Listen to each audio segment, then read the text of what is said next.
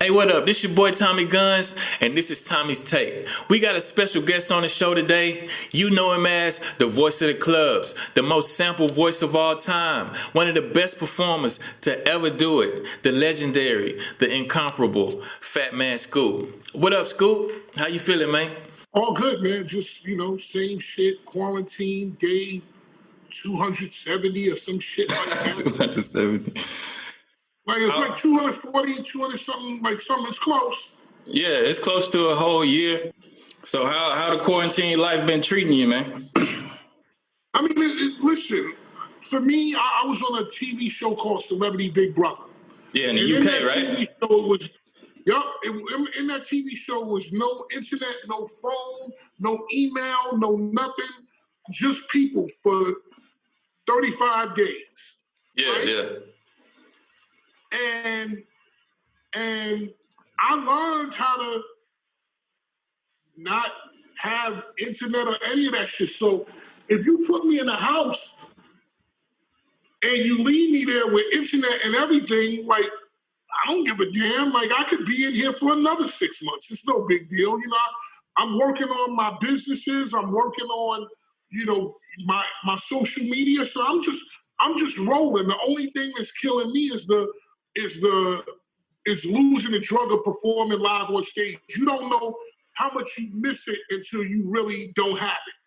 Bro, I feel you, man. Like, I'm going through withdrawals almost, not being able to be in that atmosphere no more and not being able to make them deals no more. And it, like, over here in Germany, I don't know how it is like out there in the States or wherever. I know you all over the place in the world and everything, but over here in Germany, they having these like car concerts and shit.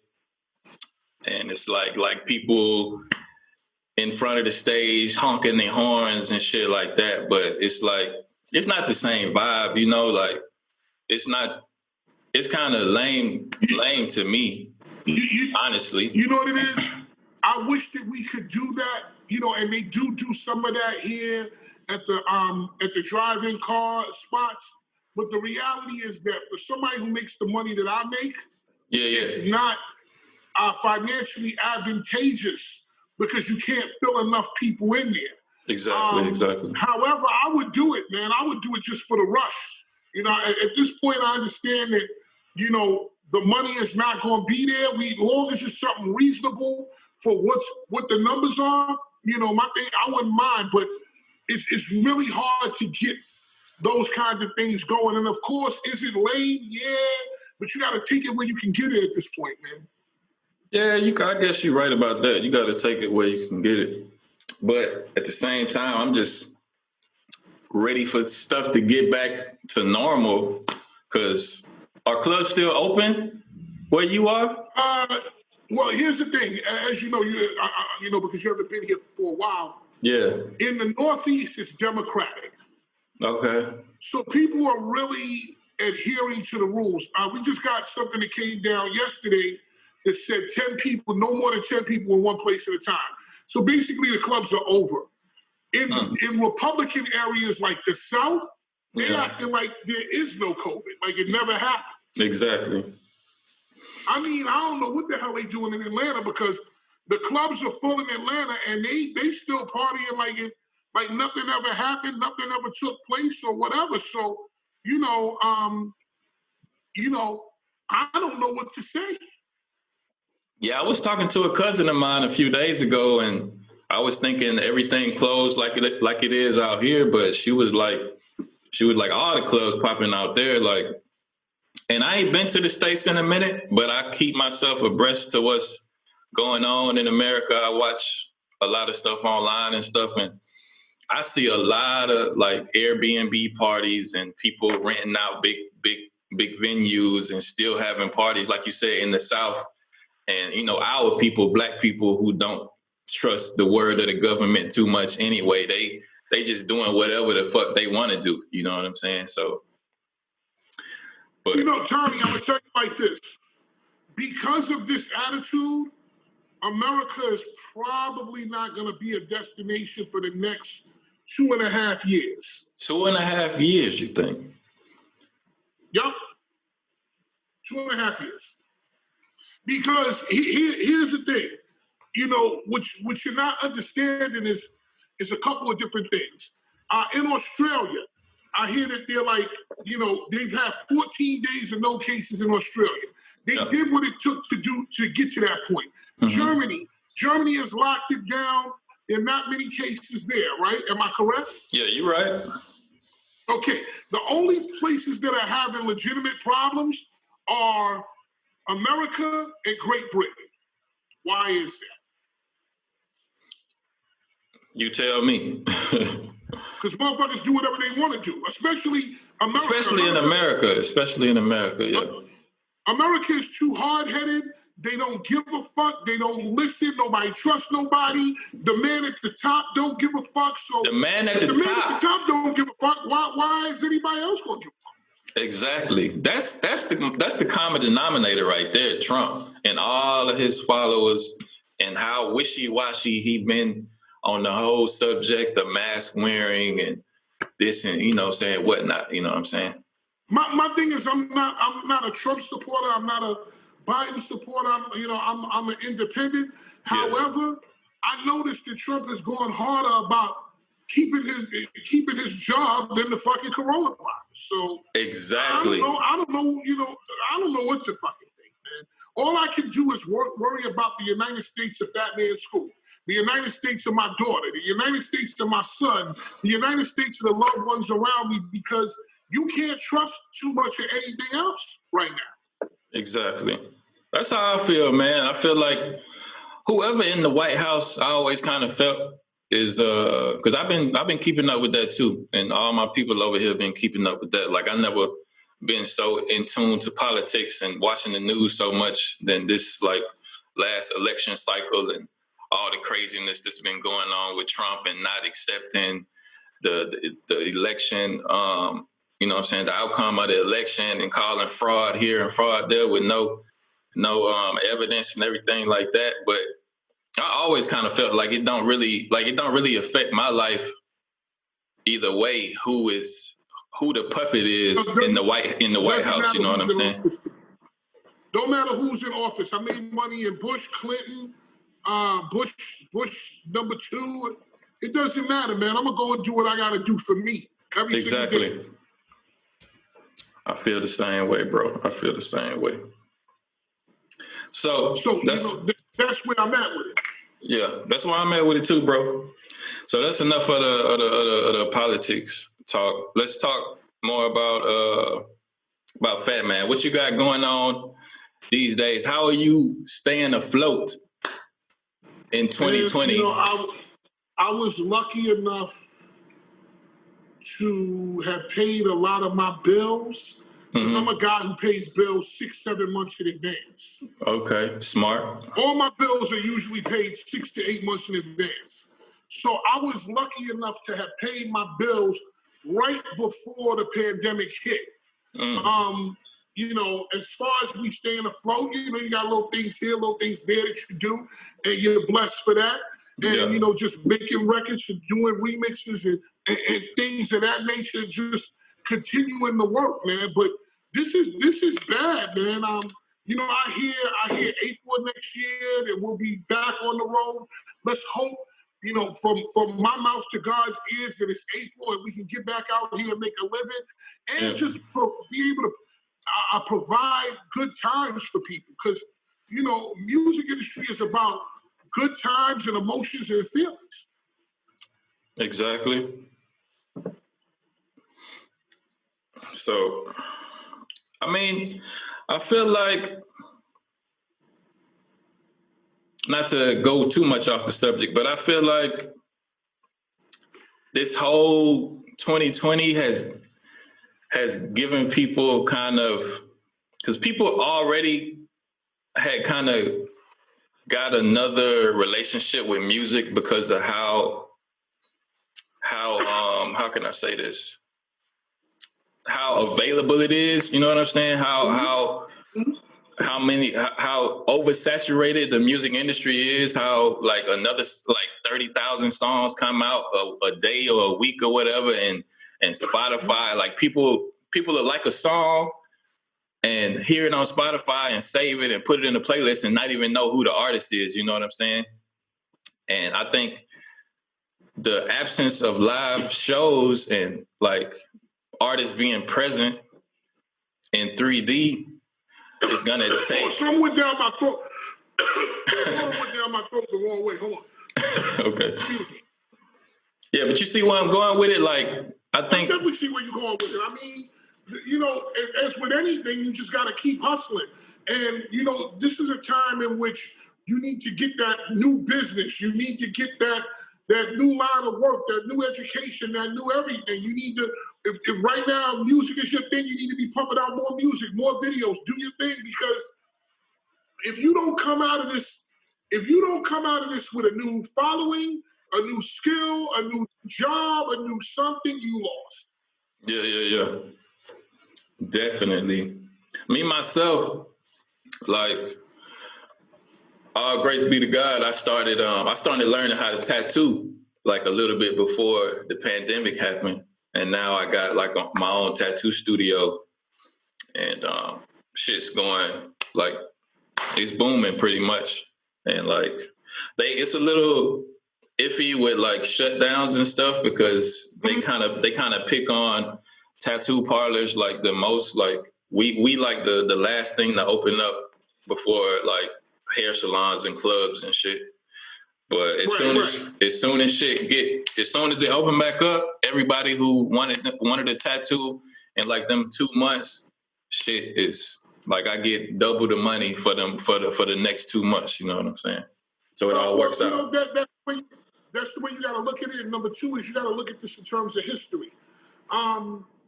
We had the pandemic of 1918 in America. Mm-hmm. That took about 2 years to clear up, a year and a half to clear up. Yeah. What do you remember? What happened after the pandemic of 1918? Nah, I can't say. I was like 2 years old at that time. I mean, I study history. The next thing after the pandemic of 1918 was the Roaring '20s. The Roaring, like it was a big boom. You saying? It was a boom like crazy, and that's what's going to happen. Listen, man, if we can make it to the other side of this outbreak, of this pandemic, you're going to see money like you ain't never seen. I feel you. The clubs are going to be open every day. You're going to be asked to host every day. Your tattoo studio is going to be full all the time. You just now with that happening in that 10-year period where it's roaring, you now have to save all your money just in case something goes wrong. So, for example, with me, when I save my money, I'll pay my taxes, and then this amount will go to investment. This amount will go to, me having a little fun.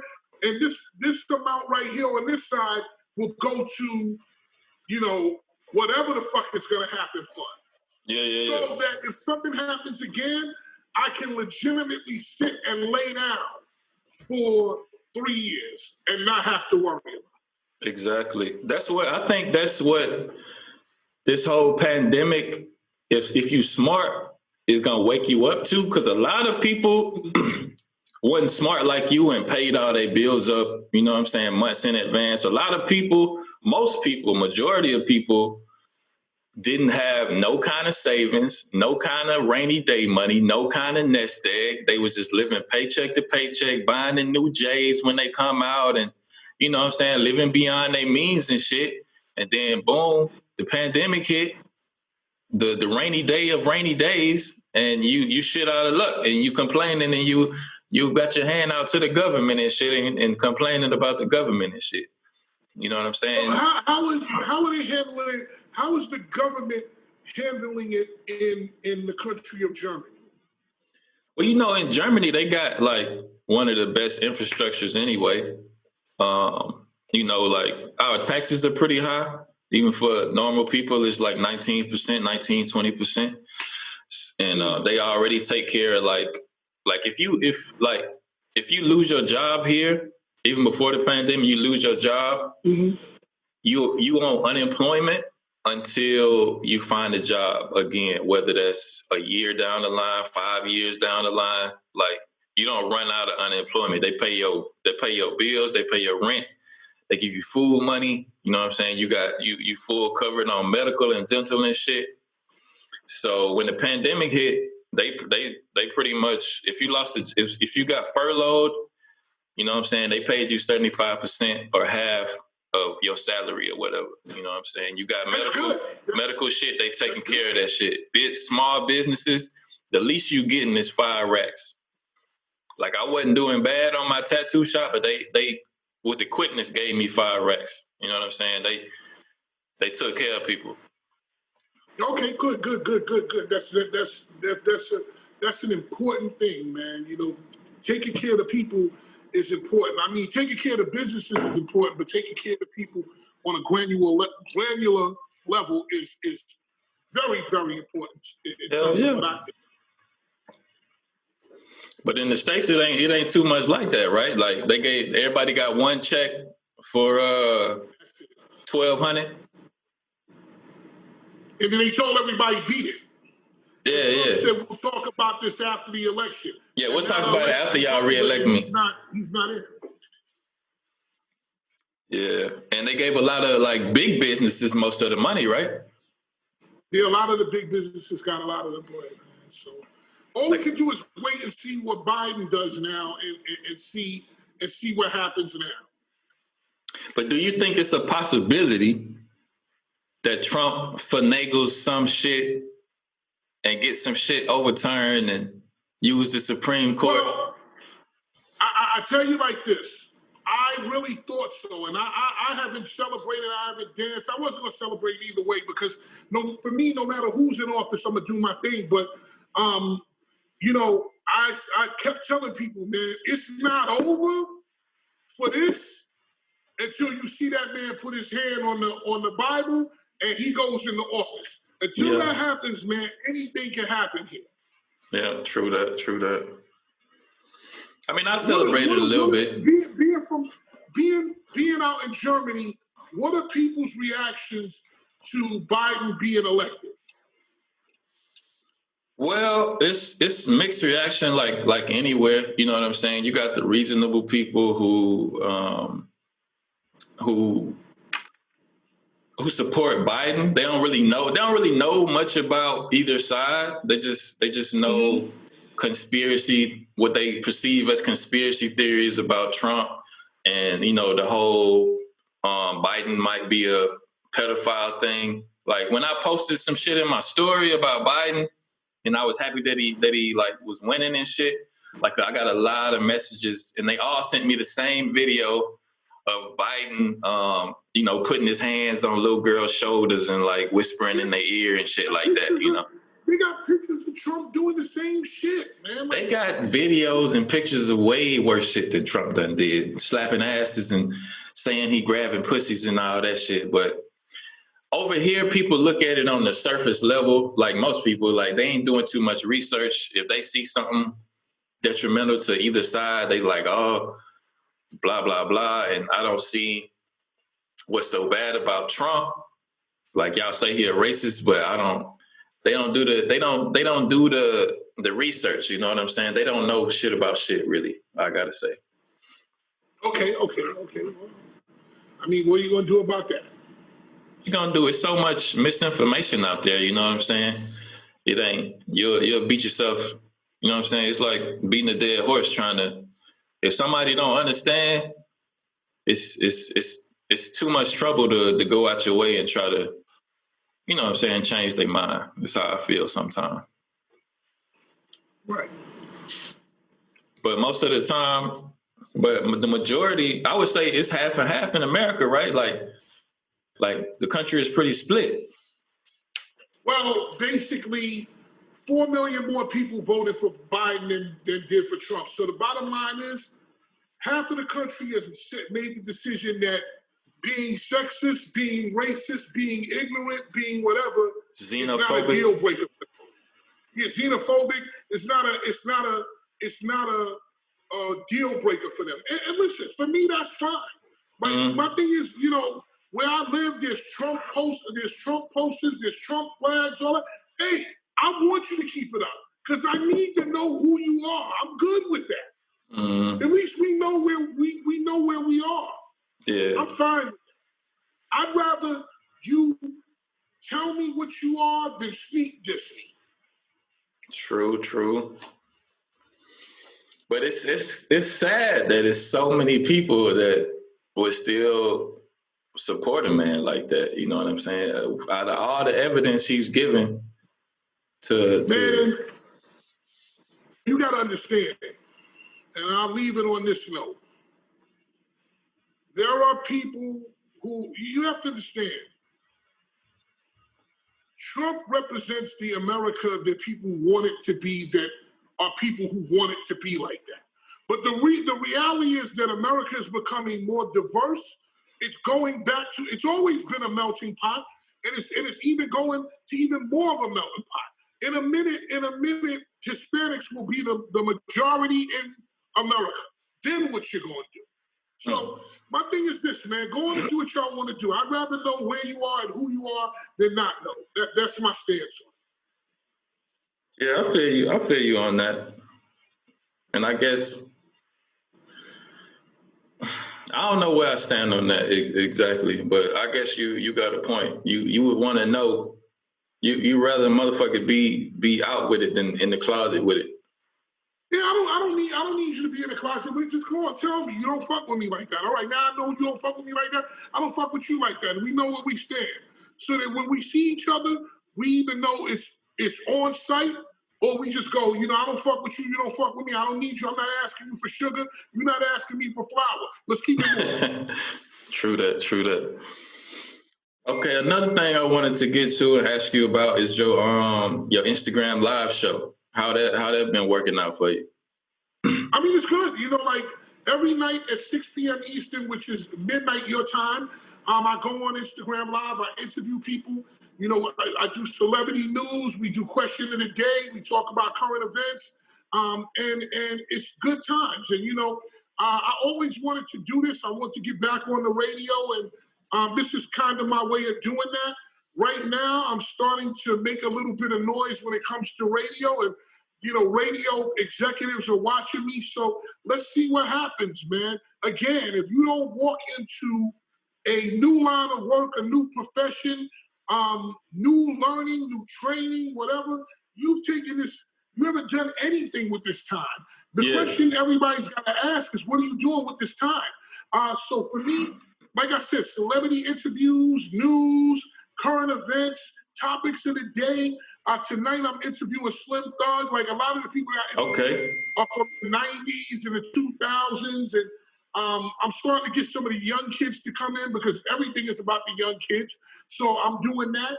And then just talking a bunch of shit. Like, I love to do that. And for me, doing this show it's been a huge help for people. People are telling me, like, listen, I don't know what I would have done in quarantine if I wasn't able to watch your show. But what they didn't understand is the shit is therapeutic to me. It gave me something to get up and look forward to. It gave me something to do. So I'm thankful for them too. I mean, shit, as much as it was a therapy to them, it's a therapy to me. So those are the 2 days, the 2 or 3 hours a day I might not worry about what bills are coming in, bullshit, whatever it happens to be, I don't worry about it because I'm good for those couple of hours of the day.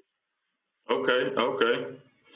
And you say, like are you already back on the radio, or like you hoping that you working towards it with the show, making noise and hoping to get. Okay. It's coming because I have big hitters paying attention. I've got big hitters actually paying attention to what I'm doing, so it's coming. Yeah, you got some big names on your show, man. Like, you connected like a motherfucker in the industry, I gotta say. I mean, you've been in it since 93, right? Or something like that. So, you got it. Tommy, it's still work. You can be connected as you want to be, but you still got to convince this person to come do it, to spend 30 minutes of their time. Like, that's why, usually I get a 30-minute interview. I'll take that, to get people to spend 30 minutes of their time. Time is precious. Exactly. So, that, to get them, it's one thing to know them, but to get them to come on your thing and, kick the shit with you for 30 minutes is a big thing still. Yeah. You're right about that. But it's probably a little bit easier in the pandemic, right? Because motherfuckers ain't that busy. Shit. If I wouldn't be able to get but maybe 10% of these people if there was no pandemic. So I'm taking it as it comes. But what I've done now is I've set up my show in such a way that if no one shows up on the show, I can still do the show every day. So I'm not beholden to some star showing up. I can do this shit if nobody shows up. And to be honest with you, the best shows that I usually turn in are the ones with just regular people on the show. Yeah, well, you're just shooting the shit, right? Yeah, well, I'm just shooting the shit, fucking with people and talking crazy, and that's the best shows right there. I can dig it. And you got your start in radio, kind of like you rap first, and then you moved on to like 97, right? Yep. I started as a rapper, and then I worked in the record industry as a record promoter, and then I wound up on Hot 97. That's why I'm able to do this every single day, because I've done it. I was on the radio straight for 16 years every day. So it was like, it was good for me. And when I first started doing this again, I was rusty. I didn't have the muscle that I have now, and every single day I get better. So, pick a thing that you like to do as a person, whatever your passion is, and keep working on it every day, and you'll get better. And as you get better, you'll grow. And as you grow, you'll get stronger. It's a very simple formula. Yeah. I got another question for you. How true is it that you were supposed to be Biggie in a sense? Like 100%. So that's the actual fact. Puff wanted to sign me, and at that time I was doing street music, and he was like, "Yo, man, I want you to do the street shit that you're doing, and we're gonna put you in a suit and tie and make you for the women." That's Biggie Smalls. He had that idea. I just couldn't. I sat down one day and I said, "Wait up, I could do all of this tough rhyming, but I'm dancing. I'm talking tough rhymes, but I'm doing Dougie Fresh shit. Like, it doesn't match." Yeah. And I was smart enough to know that I was a musician. Everybody got gangsters and killers and thugs in their family and motherfuckers who will, pull a 9 out or pull a Smith & Wesson out and put somebody on the ground, lay a body down for you. But, can you do it yourself? Yeah.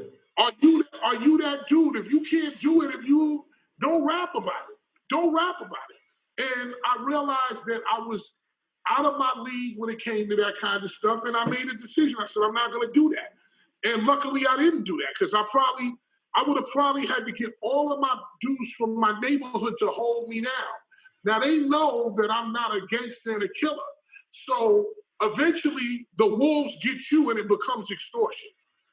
Okay. Tekashi 6ix9ine style. 100%. Even if you, the only way that you're not going to get touched like that is if, number one, be yourself. So if you yourself, dudes usually don't fuck with you. They just like, go ahead, man, do your thing. But if you want to talk tough shit, you better have an army or you better be that nigga, period. Mm-hmm. And you better be that nigga where niggas know, yo, that nigga will go ahead and lay you down. So that your reputation makes it so that nobody bothers you. Yeah. But you I didn't. know this myself, that the toughest motherfuckers have always made the happiest music. Straight up. You got to give me an example. You got to give me an example of that one. Naughty by Nature. Niggas used to have the whole city of Illtown, New Jersey come with them. 300 niggas, they'll fuck you up. But these niggas out there talking about hip-hop hooray, and being happy. De La Soul will fuck you up. I ain't never heard that one before. I know Naughty by Nature. I heard Tresh would fuck you up. Will you up. Okay. They will fuck you up. Many people could tell you. They were on the road, you know, they on tour, and niggas think just because I'm riding a tricycle on stage, it ain't real. And they used to try to test them. De La Soul would back niggas down all the time. All the time. Well, shit, what you think about, because it's commendable for you to like step up and come to Puff and be like I don't feel this shit in my heart and my soul, so I need to take another route. But I feel like that's the blueprint for dudes today, whether they came from the suburbs or they ain't tough like that. You know, it's the coolest thing in the world for whoever, you know what I'm saying, to come out and act like they the toughest Rambo nigga in the hardest hood. Yeah, but my nigga, if you act like you the toughest, roughest, toughest nigga with the most jewelry, you gotta live that. That's why all That's what I'm saying. Killed. That's what I'm saying. Killed. More kids, more of these kids, more rappers have been killed in the last year than ever were killed in the 90s. Ever. Yeah. These dudes is getting banged down like right away. Bang, bang. They going. Sad story. And the thing is, look, if you make money, you need to stay the fuck out the street. Exactly. Period. If you make money, it's time for you to go. You can't keep it real. I'm sorry, you can't keep it real. The system is not it's not set up for you to keep it real. The only way you can keep it 100% real is if you that dude that people know got the gun game. If you that dude that people know got the knuckle and the hand game. And listen, if you make money and they know you got the knuckle and hand game, they're gonna come at you right when they come at you. Yeah. So the best thing to do is just, go somewhere and live your life, man. But the knuckle in the hand game, that ain't really standing up to because niggas, little dudes is all in their videos with AR-15s and submachine guns, and it's cool to make an Instagram video with the barrel of the gun all in the camera and shit like that. You know what I'm saying? You can. Here's the ignorance in that. The feds are watching everything y'all are doing. See, exactly. I come from an era, this social media shit to me, I do it because I have to. Mm-hmm. I don't want nobody knowing where I went, who I went to, what I'm doing, I don't want nobody to know shit. Yeah. I don't care about that. Because the thing is, your private life is what people should know about your private life. What woman you're with, where you moving, where you going, what town you in. People don't need to know that, but these kids have grown up on this.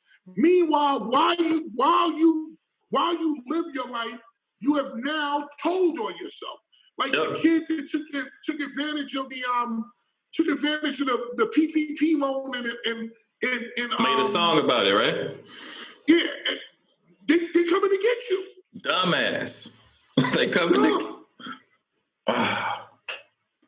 If you take advantage of the system, you need to go take your money, get low for like 10 or 12 years, or take your money and put that shit into some businesses. Yeah, exactly. At least when you come back and they catch you and they say, well, what the fuck is this? You can say, listen, what's the fine? Mm-hmm. But you have nothing to show for this shit.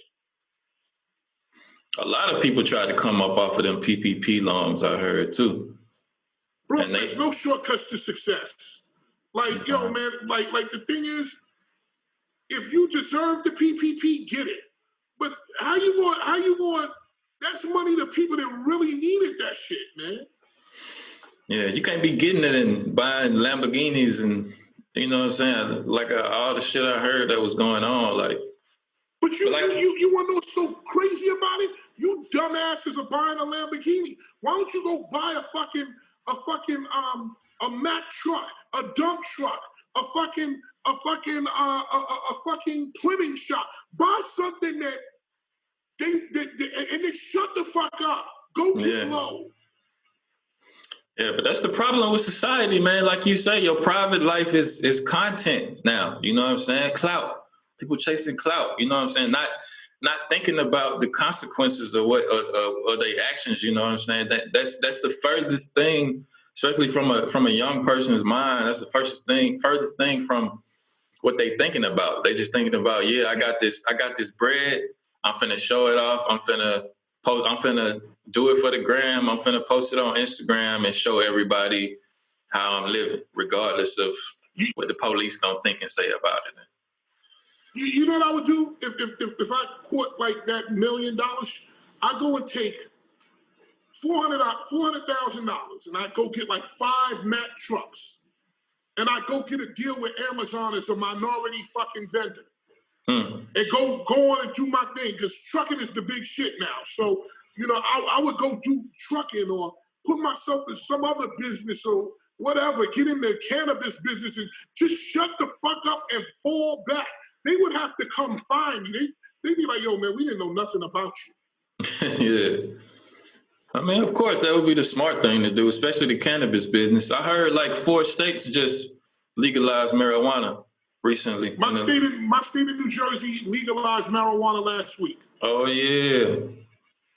I know you're gonna probably try to get but it's hard to get into the biz though. They make it. It's you gotta know the right people. As with anything, you gotta know the right people. You gotta put your work in, and then eventually it's gonna come to you.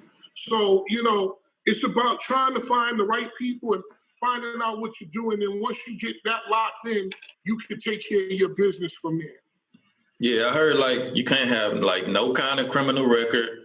You gotta have so much capital, like over $1 million or some shit. It's crazy stipulation. Like they trying to keep it white, is what I think. Here's what it is. You can't have a record. You have to have 1 million taxed dollars. So those $1 million free dollars that you have, they have to be taxed. So that has basically, you have to have 2 million. You have had to make $2 million to get the million that was taxed. Then you got a bunch of little stringent shit you got to go through, and I'm sure you got to know somebody politically, and then you be ready to go. Yeah. But damn, once you in there, you set though, because that shit gonna boom, especially in the beginning. Like that's billions. Put it to you like this: as a black man, I would like to be in it because I sit and think, what would my ancestors have been? And my ancestors, my uncle, my great-grandfather, my grandfather, they was balling. In a time when niggas could get hung on a tree. Imagine if they would have had liquor at their disposal at the end of the Prohibition. My family might have been multi-millionaires or billionaires. Billionaires. So if I can get my hand in that marijuana being legalized is like the end of the Prohibition for alcohol. Yeah, for real. I wish they would legalize it here in Germany, but that's a long cry right there. Now it's coming. As America does this, you're gonna see other countries coming through. Because here's the thing that I'm gonna say to you. And I'm gonna say this because I gotta take my daughter to the thing. Okay. Legalizing weed is another stream of income, Tommy. Right now, right here, countries are losing income because of the coronavirus. Please believe they gotta make that up somewhere. They're gonna do that, bro. Guaranteed. That's a good point, bro. That's a good point. That would be one of the fastest avenues for them to make it back, because even Germany kind of like, oh shit, we gave out way more money than we was expecting. So they talking about raising taxes here, even though taxes are already high as fuck. They talking about, because Germany already supports like every other country in the EU. You know what I'm saying? Mm-hmm. So shit, they talking about the euro losing value and all kind of shit, man. But yeah, I ain't trying to hold you up, man. I know you got to go take care of your family and everything, but I appreciate you coming through, man. You my first guest on my show. I'm gonna try to keep this shit consistent, and this is a great way to kicking off with a legend such as yourself. And God bless you, man. I appreciate you. Bro, it's my pleasure to come through, man. And of course, as you do this, no matter what you do, stay on that mic because you have that skill and you have that talent. Hey, I appreciate that, bro. So we're gonna. What you gonna say? No, I was just gonna say, stay on the mic, keep that talent, and keep it going, bro. No doubt, bro. So we're gonna wrap it up here. This is your boy Tommy Guns. This is Tommy's Take with the legend, Fatman Scoop. We out.